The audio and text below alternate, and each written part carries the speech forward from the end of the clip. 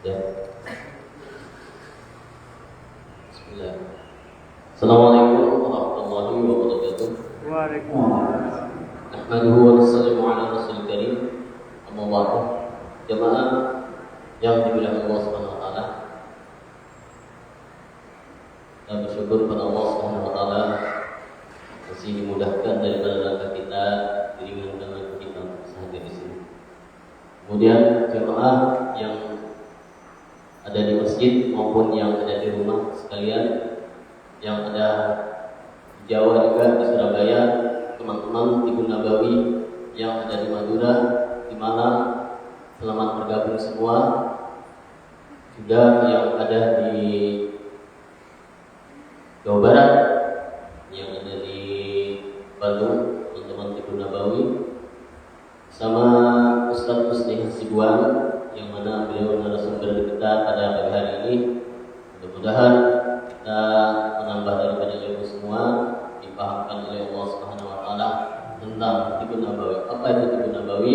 Nanti beliau narasumber akan menyampaikan, dan juga jamaah sekalian yang ada di sini maupun yang ada di rumah, yang melihat langsung ataupun yang ada di Jawa sana, bisa langsung tanya pun silakan. Untuk mempersingkat daripada waktu, kita langsung kepada Ustaz Musni Hasibuan. Tafadhol. Assalamualaikum warahmatullahi wabarakatuh. Waalaikumsalam. Alhamdulillahirabbil alamin. Wassalatu wassalamu ala nabiyyinal karim sayyidina Muhammadin sallallahu alaihi wasallam wa ala alihi wa ashabihi ajma'in, amma ba'd. Bapak-bapak, ibu-ibu, hadirin dan hadirat jamaah salat subuh yang berbahagia. Alhamdulillah, Allah berikan karunia kepada kita untuk duduk di majlis mulia di rumah Allah ini. Kita akan tolak ilmi. Saya berbagi catatan kepada Bapak Ibu hadirin yang berbahagia semuanya tentang At-Tibbun An-Nabawi, di mana hal yang pasti terjadi pada diri kita adalah kita dalam keadaan sehat, dan kadang-kadang kepastian kita juga dalam keadaan sakit, sebagaimana pastinya kita nanti akan meninggal dunia. Ini adalah sebuah kepastian.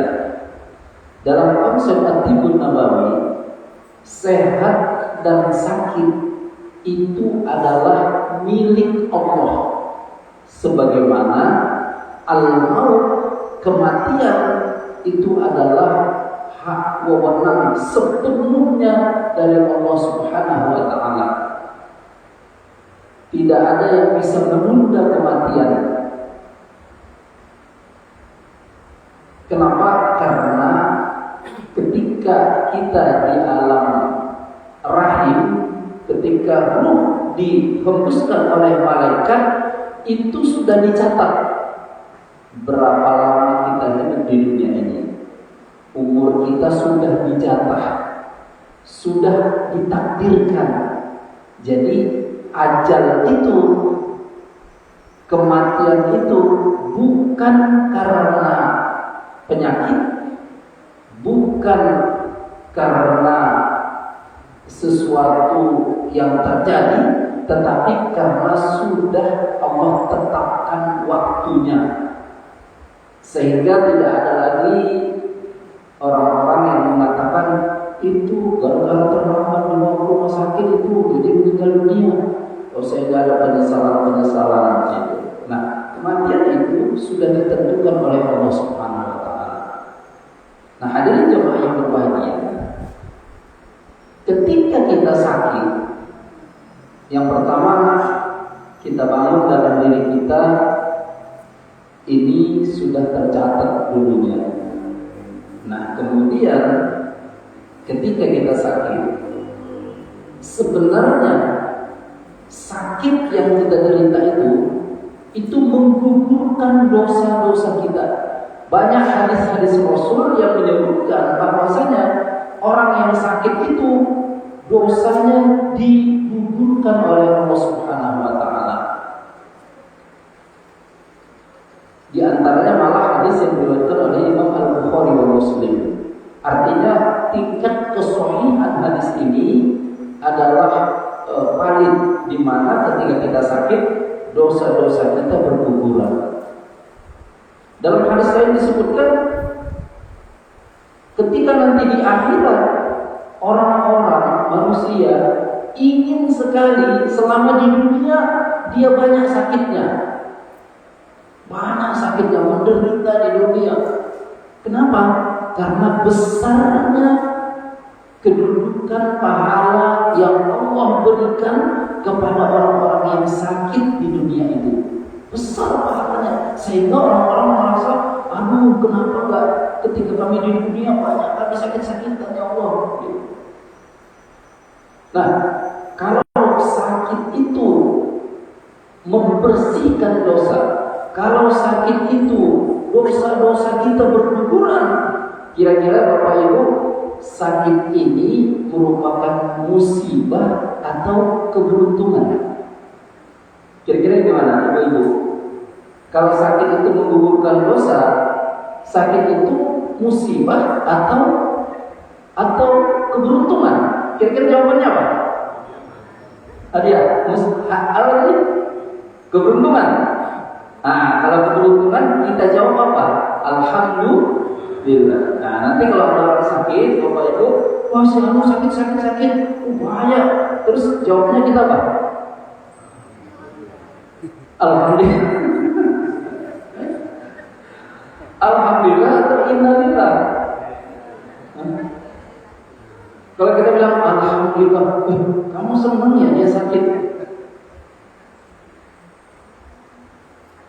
Jadi kan sakit itu hadisnya jelas menggugurkan dosa-dosa, gitu. Menggugurkan dosa-dosa. Bukan berarti juga banyak dosa, ya. Orang sakit itu bukan juga berarti banyak dosa. Karena Rasulullah pun sakit. Masa kita bilang Rasulullah ada dosanya? Rasulullah itu maksum, terjaga dari sakit. Para sahabat-sahabat Nabi itu juga sakit. Nabi Ayub alaihissalam malah sakitnya lebih berat dibanding manusia seluruhnya. Bukan karena dia banyak dosa. Jadi, tapi sakit itu menggugurkan dosa. Jadi, alhamdulillah dosa saya digugurkan. Artinya Bapak Ibu, untuk bisa sampai ke tingkat syukur itu perlu tahapan. Kalau dalam hadis yang lain, hadis yang sahih di mana Rasulullah mengatakan alhamdulillah ala kulli halin. Segala puji bagi Allah atas setiap keadaan sehat, keadaan sakit. Rasulullah tetap memuji Allah. Beliau terus bersyukur kepada Allah Subhanahu wa taala. Segala keadaan responnya alhamdulillah. Kalau alhamdulillah itu kan ucapan terima kasih kepada Allah. Raut wajah kita ketika mengucapkan alhamdulillah itu raut wajah yang senang.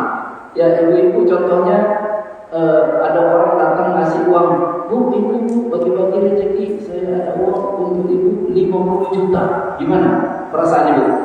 Senang. Mengucapkan terima kasihnya, raut wajahnya gimana? Raut wajah yang senang, yang bahagia.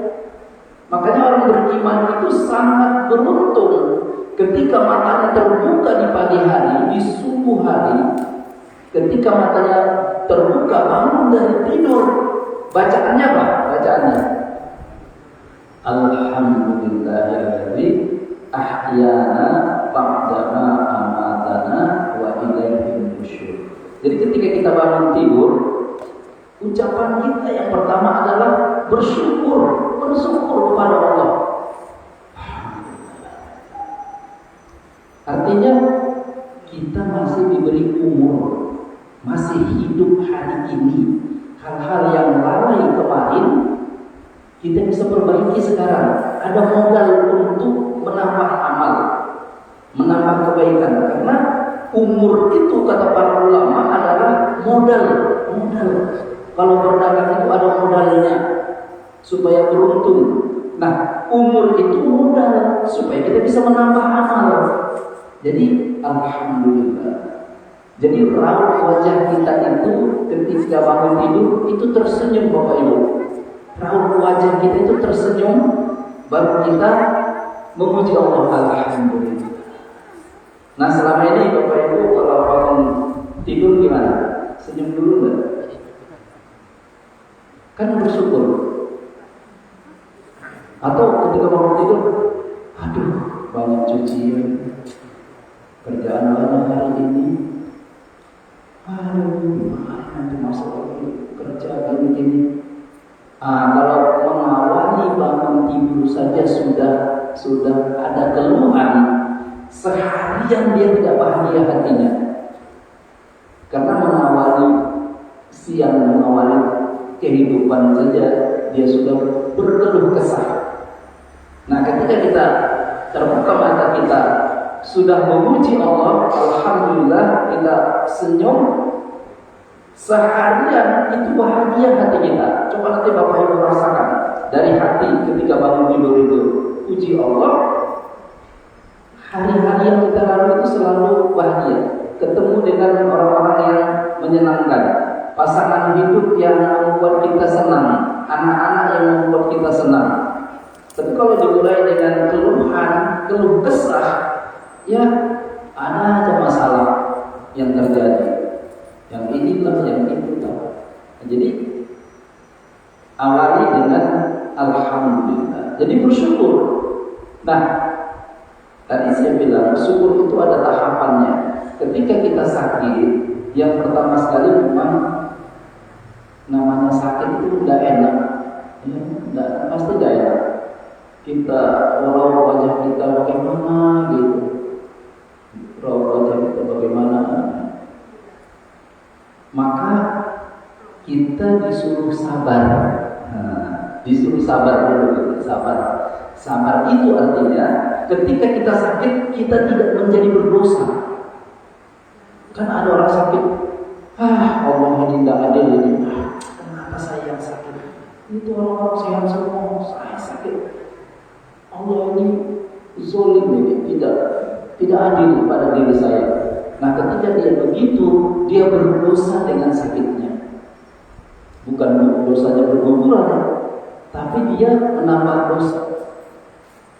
Jadi sesakit apapun lisan kita jaga, jangan sampai kita mencaci maki, jangan sampai lisan kita ini menunjukkan tidak terima atas takdir Allah. Apapun sakitnya, kita astagfirullah. Nah, ini yang pertama. Nah, kemudian yang kedua, sakit yang kita rasakan, rasa sakit yang kita rasakan itu sebenarnya alarm agar kita berhenti sejenak. Apa yang salah pada diri saya? Koreksi. Tadi siang saya makan apa? Tadi malam saya makan apa? Kemarin saya makan apa? Karena ada namanya sunnatullah. Ya, sunnatullah itu api itu membakar. Kalau kita taruh tangan kita ke api, ya kita pasti terbakar. Begitu juga tubuh kita ini ada karakternya, ada sifatnya. Kalau karakter tubuh kita ini panas, maka makanan-makanan yang kita makan itu harus menyeimbangkan. Karena seimbang itu sehat. Ketika tidak seimbang, maka muncul keluhan.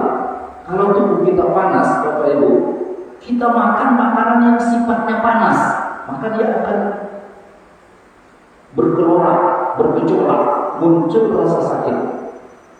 Contohnya, orang yang sindrom panas itu, dia panas itu kan api. api itu warnanya merah, kemudian naik ke atas, gejolak ke atas. Gitu. Nah, orang yang sindromnya panas itu wajahnya merah, diagnosanya Allah berikan gambarannya itu di lidah. Lidah itu gambaran apa yang terjadi di tubuh. Lidahnya berwarna merah. Dia akhirnya sakitnya ke atas, kepalanya bawaan gelisah, tidak enak, gelisah, kepalanya sakit, kemudian energi dari perutnya, lambungnya, ya, asam lambung naik semua, hatinya bergejolak, muncul rasa sakit, jantungnya memacu cepat, akhirnya tensinya naik. Gitu. Nah, sindrom tubuhnya panas, dia makan makanan yang sifatnya panas, bukan panas dibakar. Sifat makanan itu panas. Gitu. Nah, sifat makanan yang panas itu, kalau minuman jahe itu panas ya. Sayur-sayuran itu, sayur tumis yang banyak lomboknya, sambalnya, nah itu panas. Nah, ketika dia makan itu, padahal tubuhnya panas, itu menunjukkan gejolak nanti, dia akan sakit. Berarti ingat, kemarin saya terlalu banyak makan sambal ya. Nah, berarti nanti saya makan tidak makan sambal lagi. Ada yang salah, alarm, apa makanan yang salah? Atau sakit itu terjadi, itu kan sunnatullah, ada sebab akibat. Karena tubuh kita kurang panasnya, tubuh kita itu dingin. Dingin itu diam, dingin itu cairan turun ke bawah, gravitasi, membawa energi, membawa tenaga turun ke bawah, sehingga kita lemah, letih, lesu, bawaannya malas. Gitu. Pada tingkat yang parah, karena dia cairan, kakinya bengkak, ditekan sulit kembali. Nah, ini modem kalau di rumah sakit, kakinya bengkak karena cairan tidak terdistribusi di seluruh tubuh. Tubuh tidak mampu mendistribusikan cairan, sehingga cairan itu ke bawah. Nah, ini dingin. Dingin itu cairan. Gambarannya wajahnya memucat, pucat putih dia. Pucat putih. Wajahnya pucat putih. Jadi orang lihat pucat, kamu sakit ya? Enggak. Nah, gitu. Tapi kamu kelihatan pucat. Ya, enggak enak badan. Jadi ketika ini terjadi, berhenti sejenak, apa yang salah pada diri saya? Diurut, ternyata tidak pernah berkeringat dia. Panas itu secara alami kita bisa peroleh dengan berkeringat. Berkeringat itu dengan olahraga. Coba, kenapa keringat keluar? Karena ada panas mendorong cairan, ada panas mendorong cairan, keringat keluar. Kenapa ada panas yang terjadi? Ketika kita olahraga itu definisinya nafas ngos-ngosan, keluar keringat. Nah, itu olahraga namanya. Jadi nafas kita ngos-ngosan, ada gejolak di hati, tapi berkeringat. Nah, olahraga, muncullah panas, keluar keringat, sehingga kita segar. Jadi segar, berenergi, bertenaga. Wah, segar sekali. Coba Bapak Ibu habis olahraga, rasa segar, suasananya enak gitu. Karena energi kita energi, panas kita itu keluar. Ketika orang tidak pernah berkeringat, 3 bulan tidak pernah berkeringat, nah siap-siap. Yang penting tahapan penyakit pertama, mula-mula sulit berkeringat. Ini yang pertama. Lama-lama nanti sulit BAB, sulit buang air besar. Sulit buang air besar ini, sulit buang air besar. Diterusin enggak dipikirkan, enggak diam sejenak. Tidak mau mencari kenapa. Kenapa tidak mau, dia cuek aja. Terus lama-lama nanti sulit buang air kecil, sulit BAK. Wah, ini sulit BAK ini. Kok mandang-mandang susah ini. Dibiarkan terus, lama-lama sulit bernapas.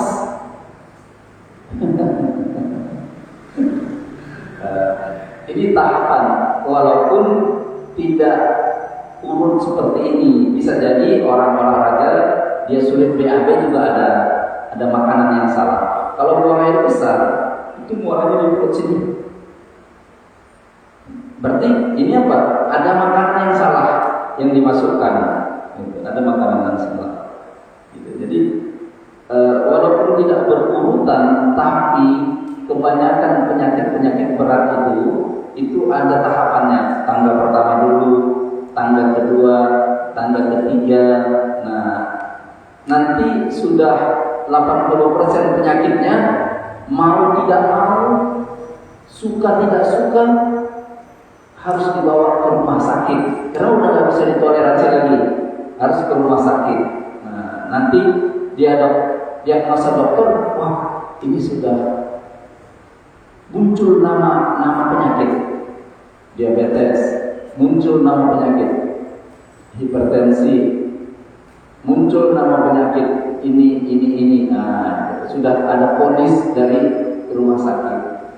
Nah, jadi tahapannya. Nah, kemudian sakit ini juga alarm. Kita diam sejenak, kita pikirkan apa yang dikehendaki Allah atas sakit saya ini. Nah, ini namanya tafakur. Tafakur itu kita diam sejenak, kita tidak bertanya kepada Allah, kita tidak berdoa kepada Allah, tapi kita bertanya pada diri kita. Kira-kira apa yang dikehendaki Allah atas sakit saya ini? Nah, tanya diri kita. Kita urut lagi. Oh, kemarin saya melakukan dosa. Oh, seminggu yang lalu saya melakukan dosa. Oh, sebulan yang lalu saya melakukan dosa. Oh, setahun yang lalu. Kita urut. Baru kita astagfirullah. Allah ingin saya kembali kepadanya. Kita memperbanyak ibadah kita. Kita beristighfar, memperbanyak ibadah. Kemudian sakit itu kan pintu ajal kan. Nah, selalu ada pintunya kan. Pintu kematian itu kan sakit dulu. Walaupun kematian itu adalah takdir, tapi pintunya sakit dulu. Walaupun tidak harus sakit, orang mati itu, orang meninggal itu. Nah, tapi kebanyakan pintunya sakit dulu. Nah, ketika kita sakit, kita harus berpikir, jangan-jangan ini pintu kematian buat saya. Wah, kalau begitu apa? Kita jangan sampai akhir kehidupan kita itu suul khotimah. Kita biasakan mengingat Allah. La ilaha illallah. Kita biasakan setiap keadaan kita tidak lalai. Ketika kita duduk, kita sebut nama Allah, kita bersalawat kepada Rasulullah. Karena ada hadis di Riyadhus Shalihin itu, tidaklah seseorang itu duduk di sebuah tempat yang tidak menyebut nama Allah dan tidak berselawat kepada Nabi-Nya, melainkan dia akan menyesal. Jadi ketika kita duduk, sebut nama Allah, Bismillah atau Alhamdulillah, kemudian sholawat kepada Rasul. Apapun keadaannya. Kemudian ketika masuk masjid kita doa, ketika keluar masjid kita doa, semua mau tidur, berwudu, kita memperbaiki, kita memperbanyak zikir la ilaha illallah, karena harapannya akhir kehidupan kita itu adalah la ilaha illallah. Man kana akhir kalamihi la ilaha illallah dakhala al-jannah. Barang siapa akhir ucapannya la ilaha illallah, dia pasti masuk surga. Jadi akhir ucapan kita itu la ilaha illallah. ketika orang sakaratul maut itu setan berusaha menggoda. Kata iblis apa? Ini udah mau meninggal orang ini. Mungkin kata iblis ya beberapa jam lagi dia meninggal. Cepat keroyok dia, buat dia tersesat, buat dia kafir kepada Allah. Semua setan itu buat dia. Kamu haus ya? Iya, saya haus. Minum. Kata setan, ini minuman. Kemudian minta katanya, tunggu dulu. Kamu tunduk dulu kepadaku. Tunduk sekali tunduk. Dengan ketika dia tunduk, dia meninggal dunia dalam keadaan tunduk kepada setan. Nauzubillah. Atau setan menggoda ketika dia sakit itu digoda sama setan. Kamu dari kemarin kamu sakit terus, sakitmu parah ini. Yang lain itu sehat, kamu yang sakit. Kamu percuma aja kamu sholat, percuma aja kamu puasa, tetap juga Allah kasih sakit. Kamu tuh udah sholat, sudah doa, masih dikasih sakit sama Allah. Allah itu udah adil sama kamu. Kemudian dia, iya Allah udah adil. Buruk sangka sama Allah, meninggal dunia dalam keadaan buruk sangka kepada Allah. Akhlak terburuk adalah buruk sangka kepada Allah dan buruk sangka kepada manusia. Akhlak terbaik adalah berbaik sangka kepada Allah dan berbaik sangka kepada manusia. Jadi dia meninggal dunia dalam keadaan berburuk sangka. Setan menggoda. Makanya ada doanya. Allahumma inni a'udzubika ayyatakhaffarani asy-syaitanu 'indal maut. Ya Allah, saya berlindung kepadamu daripada pengaruh setan saat-saat sakaratul maut. Ini doa ini ada hadisnya. Hadis ini disebutkan dalam kitab Minhajul Qasidin Al-Imam Ibnu Qudamah. Di dalam kitab itu dia menyebutkan hadis di mana Rasulullah berdoa, Allahumma inni a'udzubika ayyatakhaffarani asy-syaitanu 'indal maut. Saya berlindung kepadamu ya Allah daripada penguasaan setan saat-saat sakaratul maut. Rasulullah berdoa dengan doa itu. Para ulama berdoa dengan doa itu. Kita yang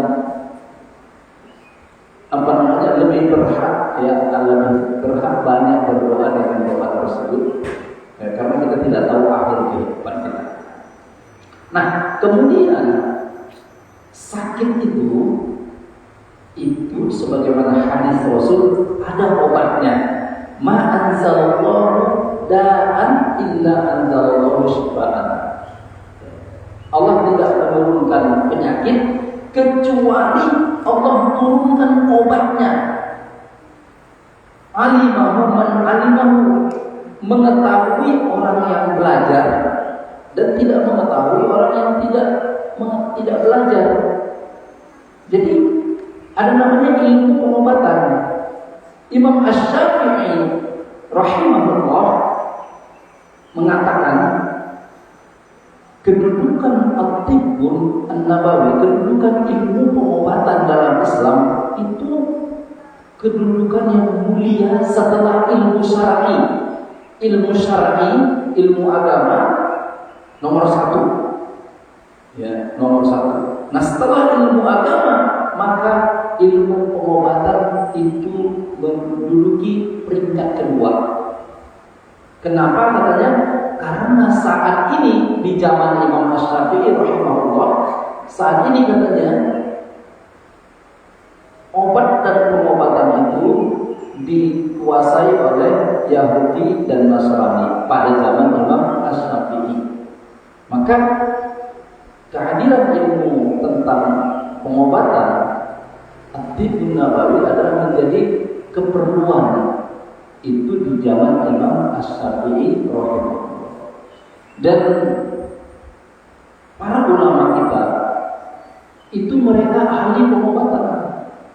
Para ulama itu ahli pengobatan. Al-Imam Ibnu Qayyim Az-Zawji dia punya kitab namanya At-Tibbun An-Nabawi. Kitabnya banyak, ada kitab Ruh, ada kitab At-Tibbun Nabawi, pengobatan secara nabawi. Nah, pengobatan secara nabawi adalah pengobatan yang direkomendasikan oleh Rasulullah SAW. Di antaranya adalah berbekam. Jadi bekam ini sebenarnya sudah ada di Cina kuno, di Mesir kuno, Yunani kuno, Arab kuno. Sebelum Rasulullah lahir, pengobatan bekam ini sudah diamalkan oleh umat manusia. Nah, ketika Rasulullah diangkat menjadi Rasul, beliau Isra Mi'raj dan beliau bertemu dengan sekumpulan malaikat, di mana malaikat ini berkata, "Ya Muhammad, murru ummata abil hijamah." Wahai Muhammad, perintahkan, anjurkan umatmu berbekam. Maka Rasulullah pun berbekam. Para sahabat melihat Rasulullah berbekam, maka para sahabat pun berbekam. Setelah Rasulullah wafat, para sahabat itu punya tukang bekamnya sendiri, terapis bekamnya sendiri punya. Ibnu Umar punya, ada riwayat-riwayatnya gitu. Sehingga Rasul mengatakan juga khairu ma tadawaitum bihi bahwa al-hijamah, pengobatan yang ideal buat kalian adalah berbekam. Nah, Bapak Ibu yang berbahagia, jadi kenapa bekam itu begitu dianggap disampaikan Rasul pengobatan terbaik? Karena ini berkaitan dengan darah. Semua penyakit itu kan darah, kan? Diabetes, gula darah, hipertensi, ya, darahnya bergejolak, asam urat, di darahnya itu ada asid urik, ya. Kemudian semua penyakit-penyakit itu bermain di darah semua, di darah. Maka ketika darahnya dikeluarkan, maka dia akan sehat. Makanya donor itu juga mengeluarkan darah juga. Orang donor itu juga tanpa ada darah-darah baru terangsang untuk keluar. Gitu. Nah, cuma bedanya kalau bekam itu darahnya di permukaan kulit, yang keluar itu adalah darah mati, sel-sel darah mati. Jadi darah kita ini punya umur. Ketika umurnya habis, dia mati, kadaluarsa, dia harus terbuang. Nah, cara cepat membuangnya itu dengan bekam. Dan bekam ini kenapa begitu manjur, terutama di Arab?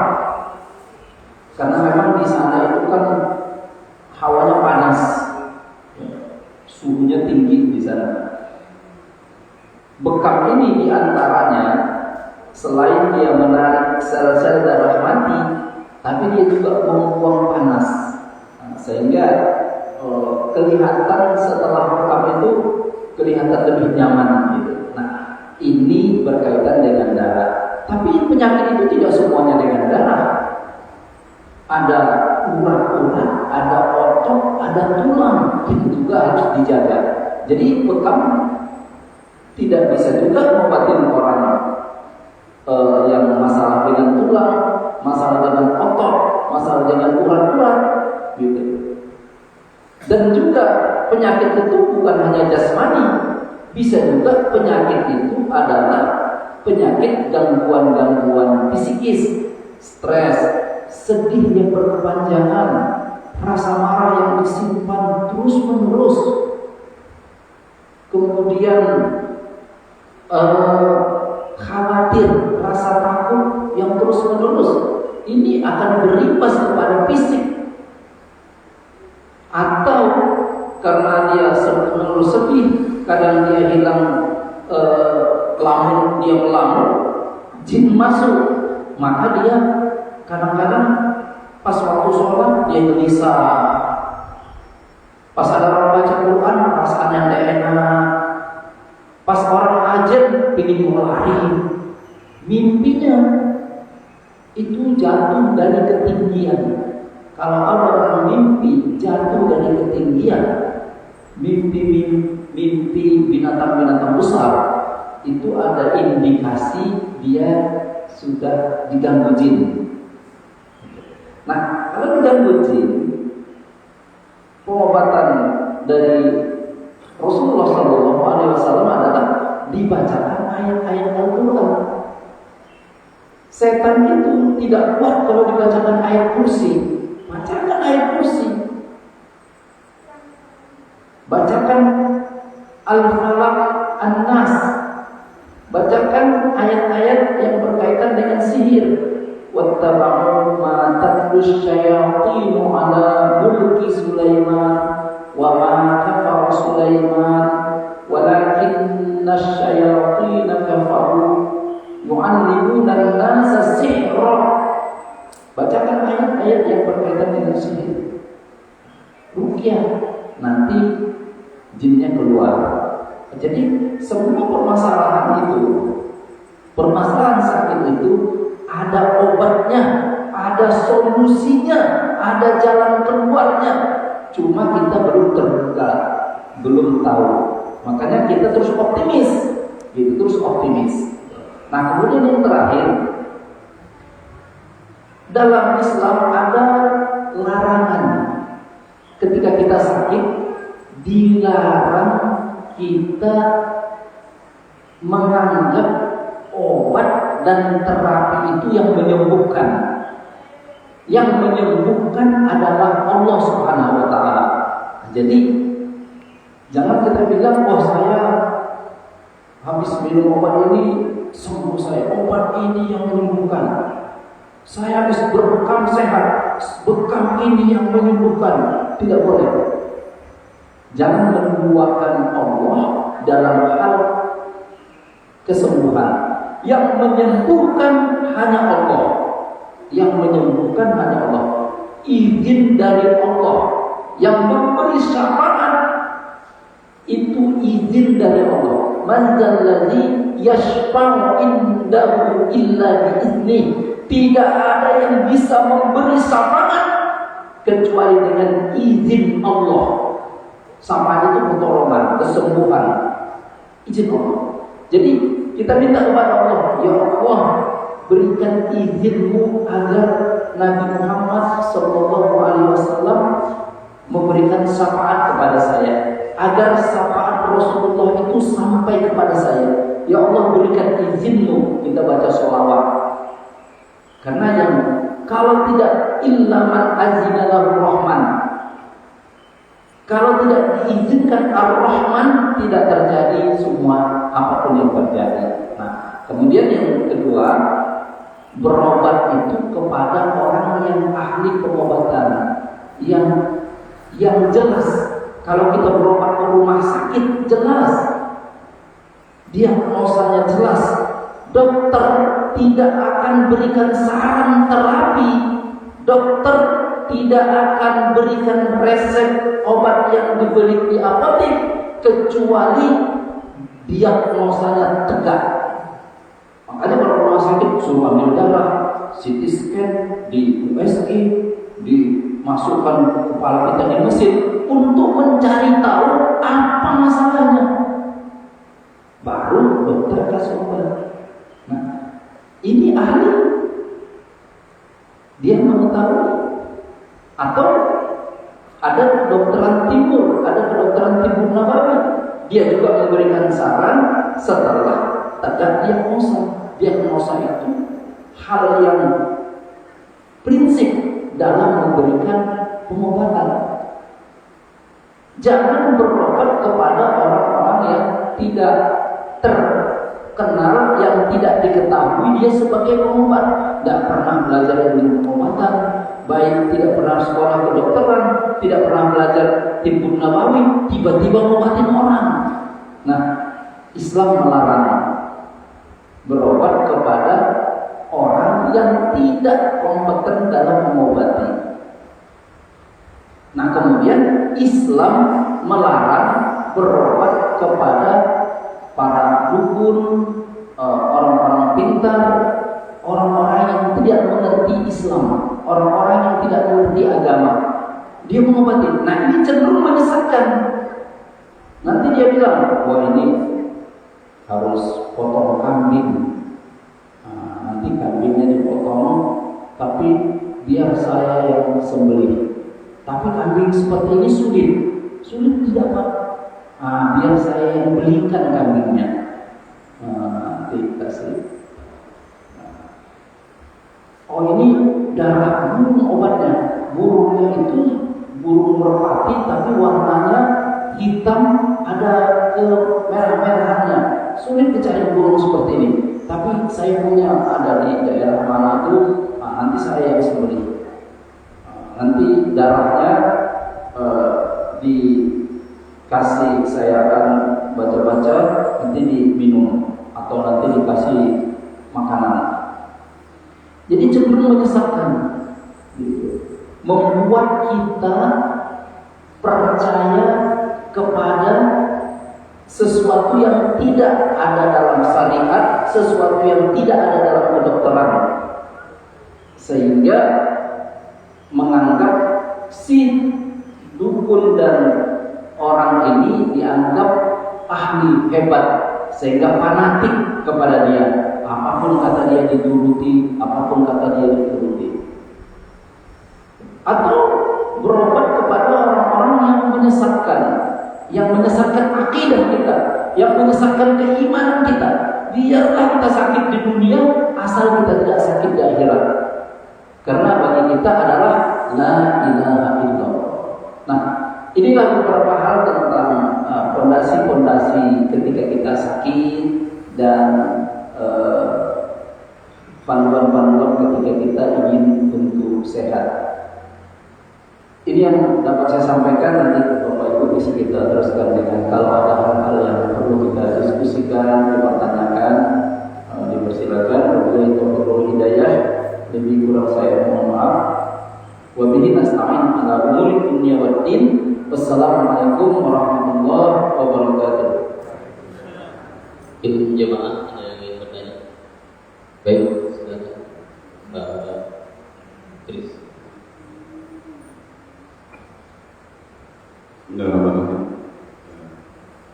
Terima kasih Ustaz atas ilmunya. Ada dua hal yang akan saya tanyakan. Pertama, bagaimana pola hidup sehat ala nubuwah? Karena mencegah lebih baik daripada mengobati. Karena sakit itu karena mungkin hidupnya nggak sehat, sehingga kita perlu tahu bagaimana pola hidup yang sehat. Mungkin harusnya nggak tidur, harusnya nggak makan, berlebih dan sebagainya. Jadi kita perlu tahu sehingga untuk mencegah. Kemudian yang kedua, ketika kita sakit, apa yang seharusnya kita lakukan menurut perintah Allah dengan cara beribadah bersama. Mungkin banyak sedekah dan sebagainya. Ustaz, terima kasih. Assalamualaikum warahmatullahi wabarakatuh. Waalaikumsalam. Ya, jadi memang benar ya, memelihara kesehatan itu lebih diutamakan daripada mengobati sakit. Artinya kita yang masih sehat ini, maka kita menjaga diri kita agar jangan sampai sakit. Walaupun sakit itu manfaatnya besar, tapi tabiat manusia menghindari sakit. Nah, apa yang Rasulullah SAW lakukan itu sebenarnya pedoman buat kehidupan kita. Kenapa? Karena Rasul itu adalah uswatun hasanah, suri tauladan yang baik. Jadi ada 24 jam bersama Rasul. Kalau Bapak Ibu pernah ikut kajian sirah, ya kajian sirah audio yang saya lupa ustadznya siapa, itu di share di grup-grup WA biasanya. Itu 24 jam bersama Rasul. Dari Rasul mau tidur, kemudian bangun tidur, dan terus 24 jam secara garis besar disebutkan di sana. Nah, dalam hal berkaitan dengan menjaga kesehatan, di mana kalau kita melihat mencontoh kehidupan Rasul yang 24 jam, ya kita pasti tidak akan kuat. Artinya kita tidak akan kuat ya. Beliau tidurnya sedikit di malam hari, tidurnya sedikit. Kita tidur kita sedikit atau banyak? Sedikit-sedikit tidur, sedikit-sedikit tidur.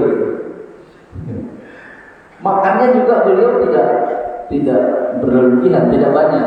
Kita makannya mana? Sedikit-sedikit makan, sedikit-sedikit makan. Ya kita minimal mencontoh mendekati polanya. Beliau kan bangun sholat tahajud, nanti tidur lagi, tidur. Kemudian Bilal azan subuh, dia bangun. Nah gitu. Jadi tidurnya tidur, bangun, tidur. Nanti habis subuh dia taklim, memberikan pelajaran kepada para sahabat. Gitu. Memberikan pelajaran kepada sahabat. Setelah itu dia mengunjungi istri-istrinya. Ya. Ada berapa istri Rasul? Ada berapa?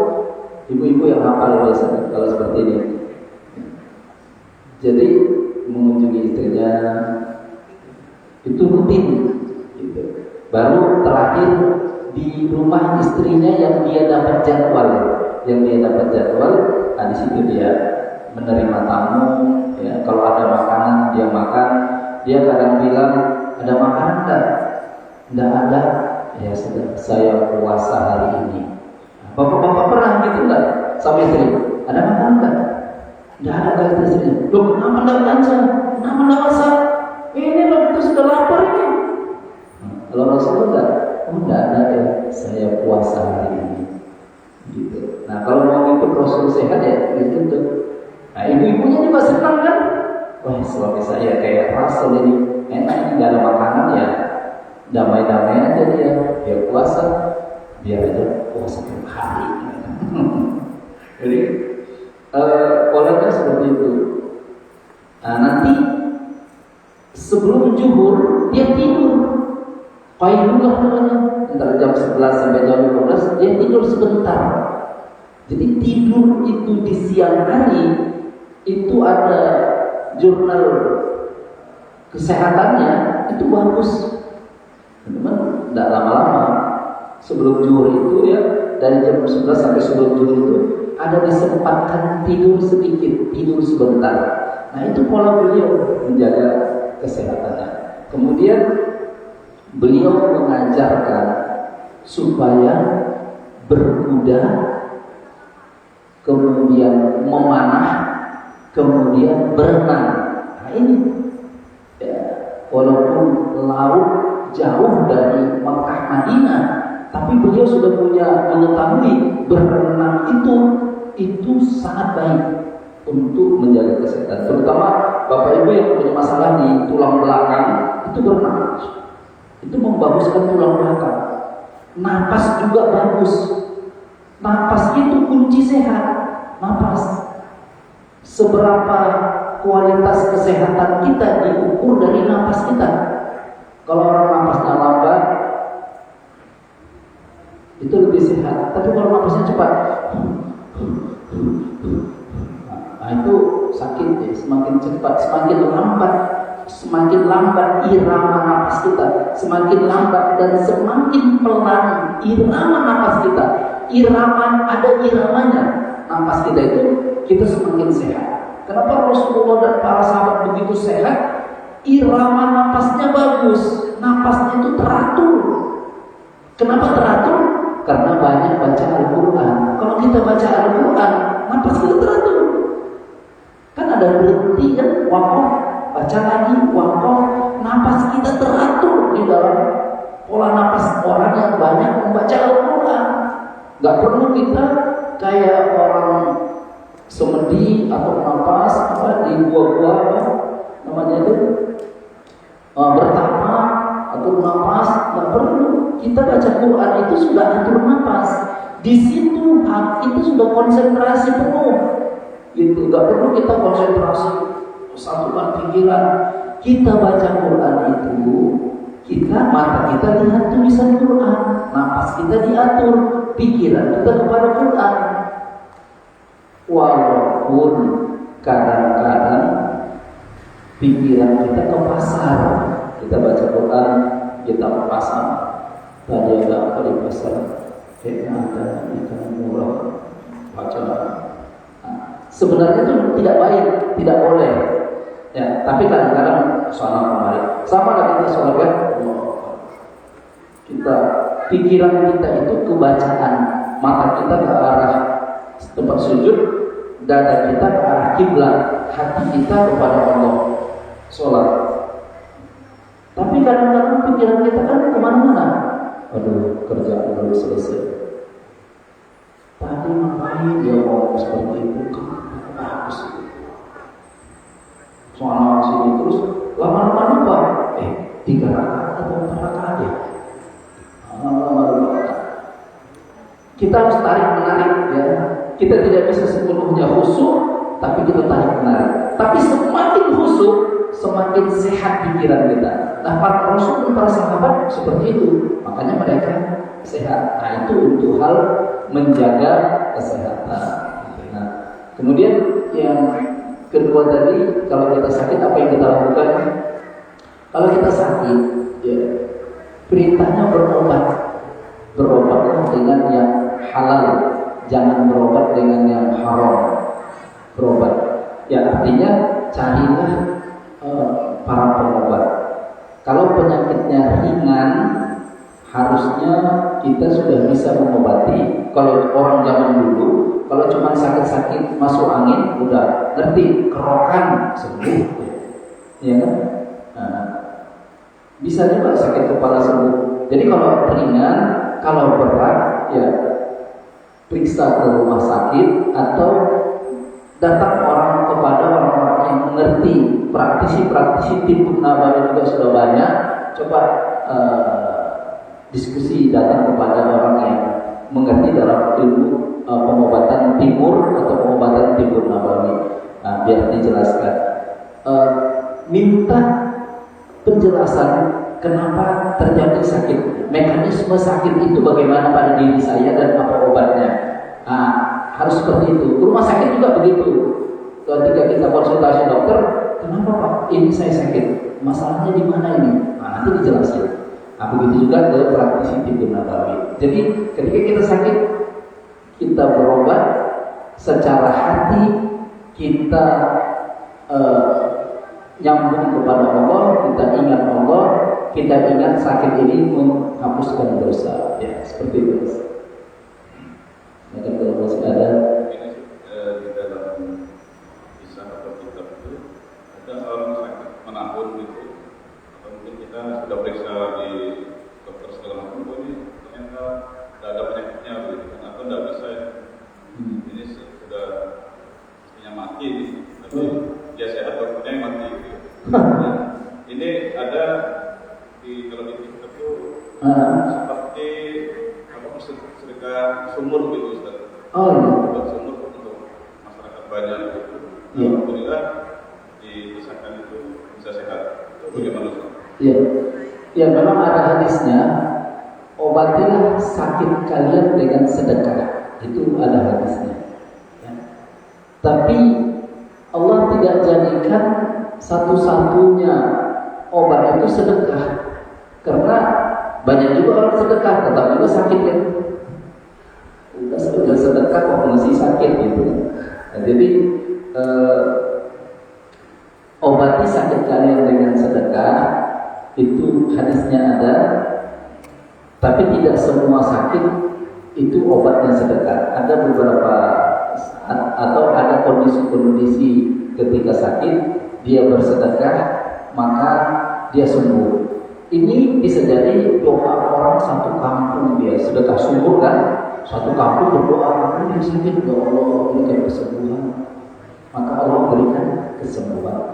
Jadi ketika kita sedekah, orang yang kita sedekah itu kan mendoakan kita kan, mendoakan. Nah, ketika Allah kabulkan doanya, maka kita sembuh. Jadi itu doa. Makanya doa itu adalah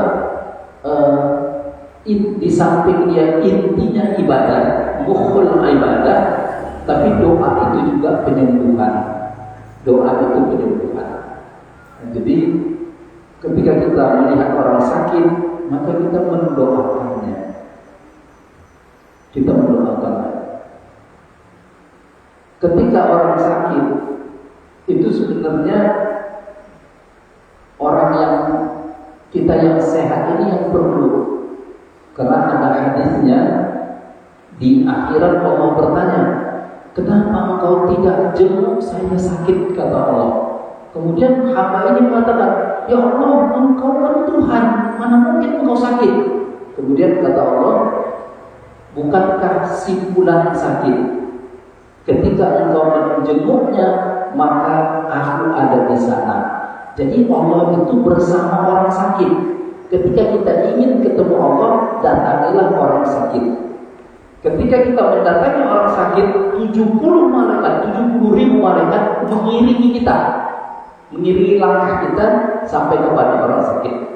Betapa mulianya orang sakit tersebut. Demikian.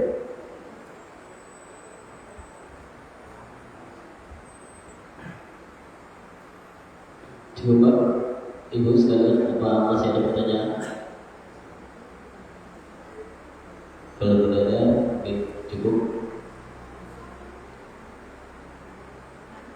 Ada Bapak Ibu sekalian?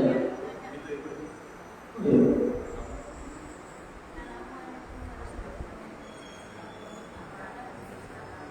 Assalamualaikum. Waalaikumsalam.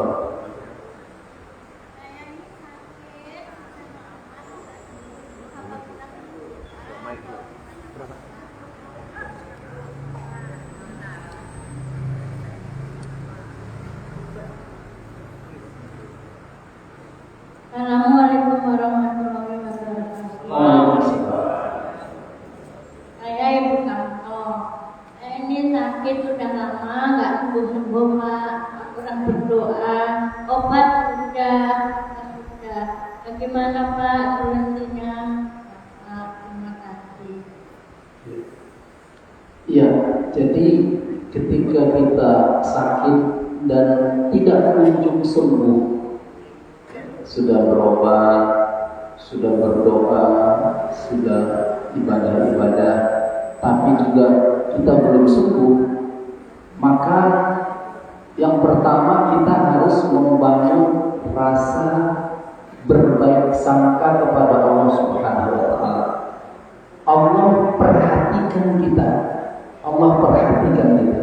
Kalau kita diperhatikan Allah, itu merupakan satu keutamaan. Orang yang dicuekin itu tidak enak.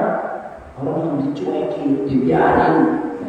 Tapi ketika kita diperhatikan Allah, maka itu satu keutamaan.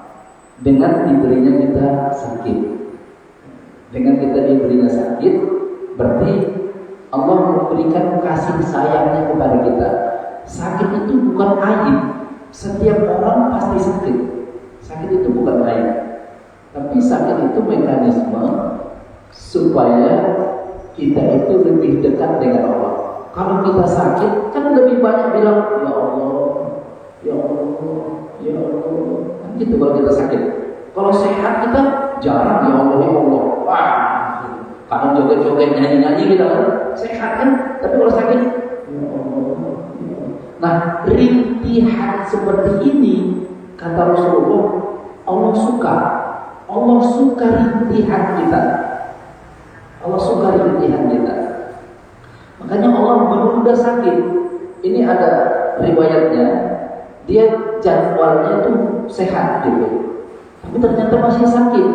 Kata malaikat, ya Allah, ini jadwalnya kan dia harus sehat ini ya Allah.